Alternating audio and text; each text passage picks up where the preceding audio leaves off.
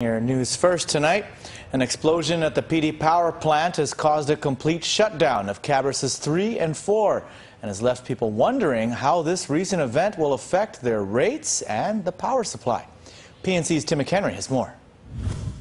Early Monday morning, employees witnessed an explosion at Cabras' 3 and 4 power plants. The Guam Fire Department was called to the scene in response to the structure fire that presumably followed the explosion.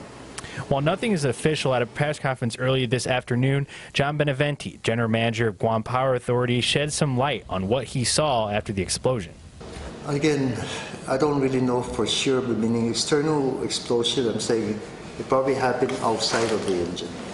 Oh, okay. Internal explosion, when I say that, is like the crankcase. Something happened in there with gases and it exploded out. From what I could see,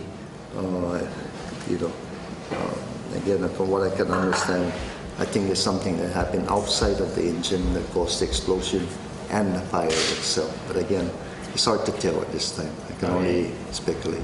Such a loss in megawatts in a short amount of time raises the question as to whether or not the Guam Power Authority can produce enough power for the island following the shutdown of Cabras' 3 and 4.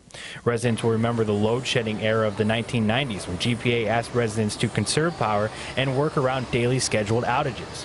We asked Benavente whether or not GPA will have to enact load-shedding as a result of the explosion. Again, if probably if you ask me that in about a week, I can give you a better analysis. Right now, I don't want to speculate. In terms of how this could possibly affect rates, Benavente explains. We've been fortunate that more recently, again, the fuel oil pricing has come down. So hopefully we can weather the situation without impacting any additional rates to our ratepayers. But again, we are going to be consuming more fuel, and certainly it's going to be a cost factor for the overall for the ratepayers. How much? I'm not certain yet at this point in time, but certainly we'll be watching again to operate as efficiently as possible within the constraints that we have.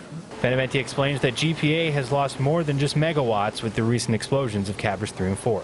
It is one of the more efficient generators in the system, and therefore it does impact our customers in one way or another, until we can get it determine what needs to be done. Benavente explains that right now, without Cabras' 3 and 4, GPA has the capacity to generate 275 megawatts of power.